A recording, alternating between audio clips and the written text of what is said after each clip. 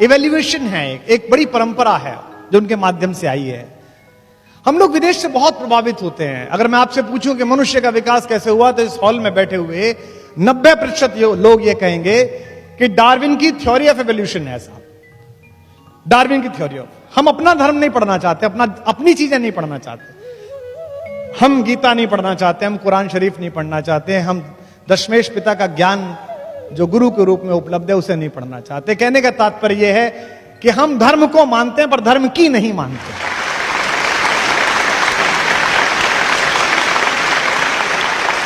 लेकिन आप ध्यान से देखें तो भारत में जो दशावतार की परंपरा है, जो हजारों वर्ष पहले, लगभग 5-6 हजार वर्ष पहले, तो इसकी कार्बन रेटिंग के प्रमाण है जिसके लिखे जाने के। डार्विन तो अभी आए हैं 100-200 साल पहले, वो बताकर गया है कि मनुष्य कैसे बना। जैसे डार्विन क्या कहता है, पश्चिम क्या कहता है कि जीवन सबसे पहले कहां शुरू हुआ? जल में शुरू हुआ, पानी में शुरू हुआ। हमारा पहला अवतार कौन है? मत्स्य अवतार, मीन, मछली कहां पैदा हुई? पानी में पैदा हुई। फिर उसके बाद कहता है कि आगे बढ़ी थोड़ी सी प्रकृति, तो एक ऐसी चीज पैदा हुई जो पानी में और जमीन पर दोनों चल सकती थी। क्या नाम है उसका? कछुआ, कच्छप अवतार। मीन, कमठ, सूकर, नरहारी। उसके बाद क्या आया? तीसरी चीज जो पानी, जमीन और कीचड़ तीनों को भेज सकता है, वो कौन है? वराह अवतार जिसे कहते हैं, सूकर। और उसके बाद मनुष्य बनना प्रारंभ हुआ, लेकिन पूरा नहीं बना। आधा पशु रहा, आधा मनुष्य बना। कौन बना? नरसिंह अवतार। देखिए थ्योरी ऑफ एवोल्यूशन चल रही है, अपने आप चल रही है, जो विदेशी समझ में नहीं आए। यहां तक आधा मनुष्य बना, अब पूरा मनुष्य बनेगा, लेकिन पूरा नहीं बन रहा, वो छोटी हाइट का बन रहा है। कौन पैदा हुआ? वामन अवतार। वो छोटा है, उसकी हाइट अभी बड़ी नहीं है। वामन के बाद कौन हुआ?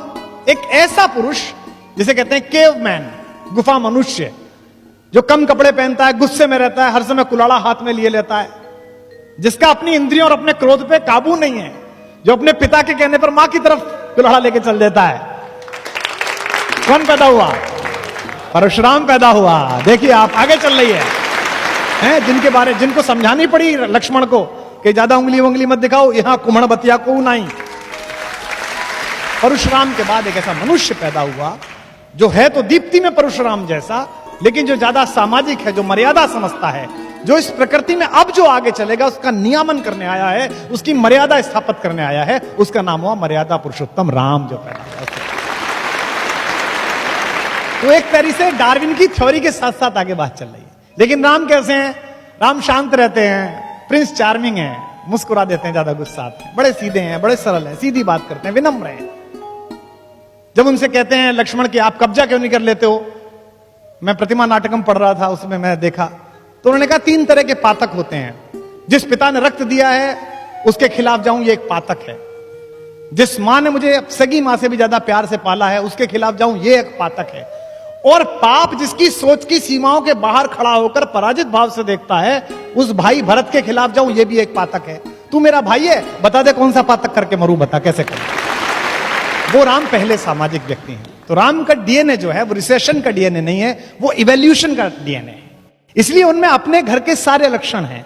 उनके एक पूर्वज है दिलीप, जिन्होंने गाय को बचाने के लिए अपना जीवन उत्सर्ग कर दिया।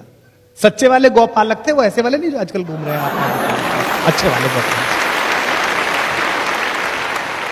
वो उसकी तरह गौ प्रेमी है, गाय को बचाने का संकल्प कहते हैं। विप्र धेनु सुरहित लीन मनुज अवतार। तुलसीदास जी ने कहा विप्र, धेनु और देवताओं और संतों के हित में अवतार लिया है। दूसरे, वो अपने सबसे पुराने पूर्वज हरिश्चंद्र, जिन्होंने मणिकर्णिका घाट पर अपनी पत्नी से टैक्स मांग लिया था, और जब उन्होंने उस साड़ी को फाड़ा, वहीं से सतयुग के समापन की घोषणा हुई।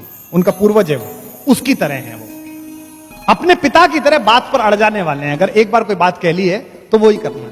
उनके एक और पूर्वज है भगीरथ, जिन्होंने हजारों वर्षों तपस्या की। मैं गया था हर्षिल में, बापू ने बुलाया था, मुरारी बापू ने, अपनी कथा में कविता पाठ के लिए। हरिशिला वो जगह है, हर्षिल गंगोत्री के पास, जहां बीच गंगा में भगीरथी की धारा में एक बहुत बड़ी चट्टान फंसी हुई है। उसके ऊपर बैठ के हजारों साल तप किया, ऐसा सुनते हैं। तब जाकर गंगा प्रकट हुई और पृथ्वी पर आई, मोक्षदायिनी बनी। उनमें भगीरथ जैसी इच्छा भी, इसलिए उनका वंश इक्ष्वाकु वंश कहलाता है। संस्कृत के विद्वान लोग यहां पर बैठे, ईख को इक्ष्वाकु कहते हैं, इक्षु कहते हैं ना ईख को। ईख क्या है? ईख अकेली फसल है जिसका सब कुछ काम में आता है। ईख प्रतीक है इक्ष्वाकु वंश का, जिसका ना रस समाप्त होता है ना यश समाप्त होता है। ये राम की बात। वो उस खानदान में पैदा हुए।